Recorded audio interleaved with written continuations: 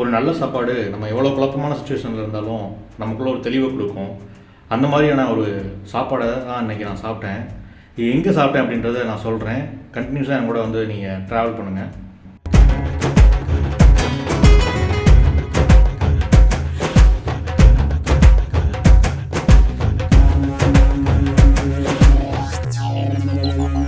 இந்த வீடியோ பார்க்குறவங்க இந்த கடையை பாருங்கள். இது எங்கே இருக்குது அப்படின்றது உங்களுக்கு யாருக்காவது தெரிஞ்சதுன்னா எனக்கு கமெண்ட் பண்ணுங்கள்.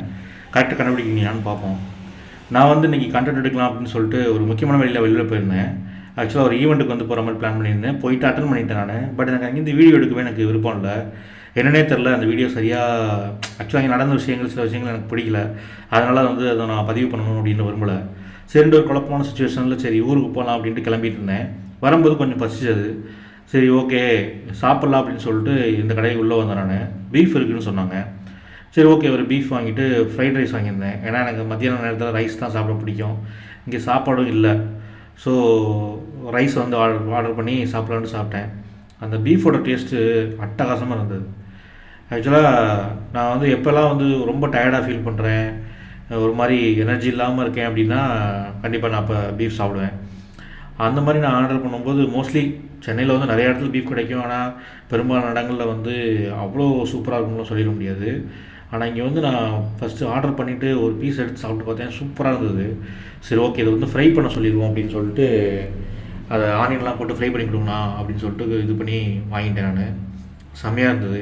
இந்த ஷாப் எங்கே இருக்குது அப்படின்றது உங்களுக்கு தெரியுமா அப்படின்றத நீங்கள் சொல்லுங்கள். நான் வீடியோவோட ஆரம்பத்தில் கூட நான் காமிச்சிருப்பேன். அந்த கடையோட ஃபோட்டோ வெளியிலேருந்து எடுத்திருப்பேன்.